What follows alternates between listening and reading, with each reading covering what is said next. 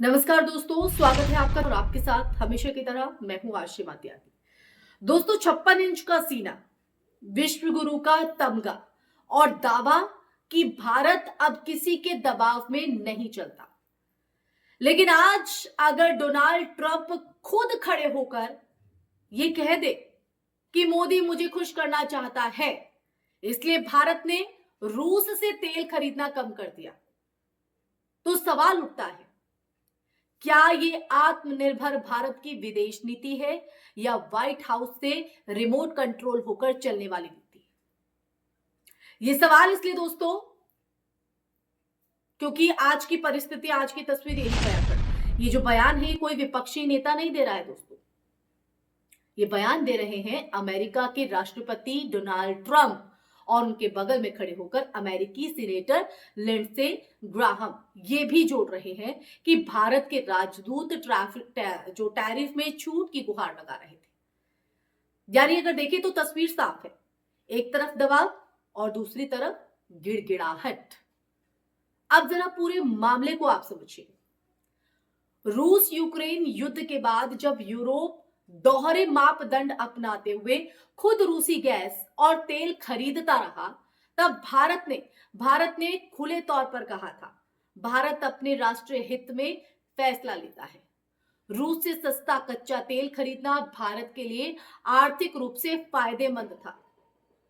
इससे महंगाई काबू में रही, पेट्रोल डीजल की कीमतें संभली रही और विदेशी मुद्रा भंडार पर जो दबाव है वो कम हुआ। लेकिन आज ट्रंप ये दावा कर रहे हैं कि भारत में वही खरीद इसलिए घटाई क्योंकि अमेरिका ने टैरिफ बढ़ाने की धमकी दी।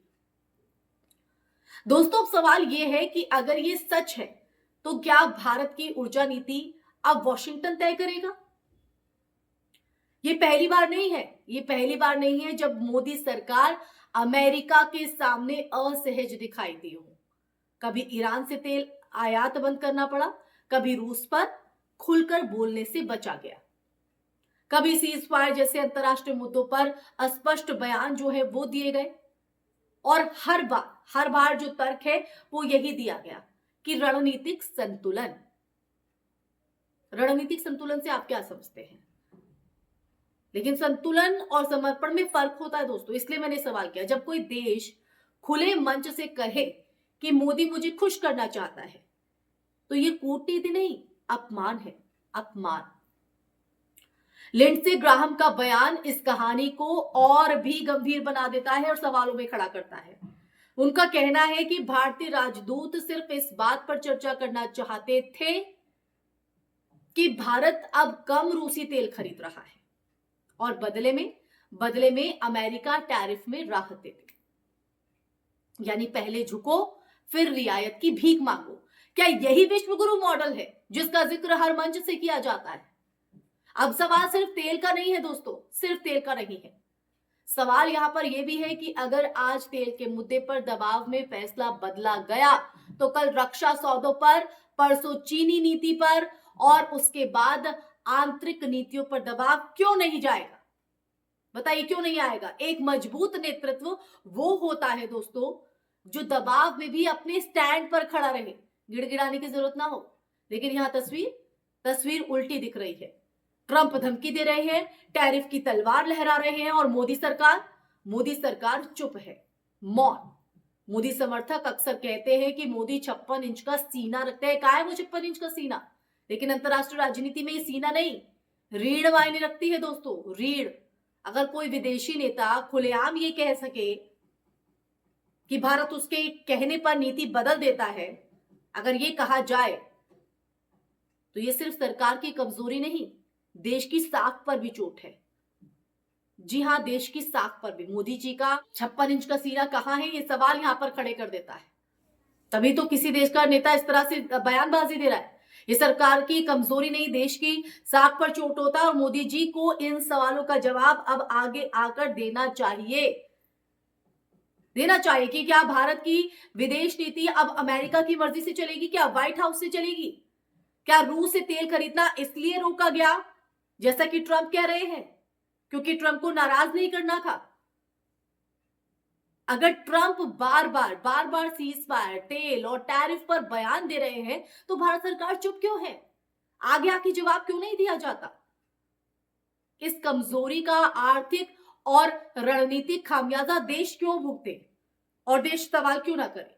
देश का नागरिक सच क्यों ना जाने कि आखिर ये जो ट्रंप बयान दे रहे हैं किस बेस पर दे रहे हैं? और मोदी जी क्यों चुप है?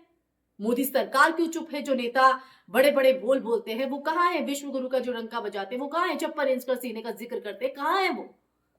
क्यों नहीं अब आगे आते और ट्रंप की इस बात का जवाब देते? इसीलिए ये जो कमजोरी दिख रही है, आर्थिक और रणनीतिक खामियाजा देश को क्यों जो है वो भुगतना पड़े? दोस्तों, विश्व गुरु वो नहीं होता जो दबाव में फैसले बदले। विश्व गुरु तो वो होता है जो दबाव को ठुकरा दे, प्रेशर में ना आए। आज ट्रंप की जुबान से निकला अगर हर शब्द ये सवाल छोड़ जाता है कि क्या भारत सच में आत्मनिर्भर है या फिर सिर्फ भाषणों में ताकतवर और हकीकत में डर से झुका हुआ। जब तक इन सवालों के जवाब नहीं मिल जाते हैं ना दोस्तों, 56 इंच का दावा सिर्फ पोस्टर पर अच्छा लगता है, सिर्फ पोस्टर पर। मंचों से इन तमाम बातों का जो है जिक्र जरूर कर दिया जाए, लेकिन अगर दुनिया के स्तर पर हम देखें, वैश्विक स्तर पर हम देखें, तो ये उससे सरोकार नहीं रखता है, यानी दुनिया के मंच पर नहीं। इसी के साथ इस चर्चा में फिलहाल के लिए बस इतना ही दोस्तों। इस चर्चा के माध्यम से ये सच हमने आपके सामने रखा है, सच को जान सके और फैसला ले सके और अपना नजरिया भी साझा कर सके। तो कमेंट सेक्शन में कमेंट करके बताइएगा दोस्तों, ये सच जानकर आपके मन में क्या विचार है, क्या नजरिया है। फिर हाजिर होंगे ऐसे ही टॉपिक के साथ। तब तक के लिए अपना ख्याल रखिए। जय हिंद, जय भारत, नमस्कार।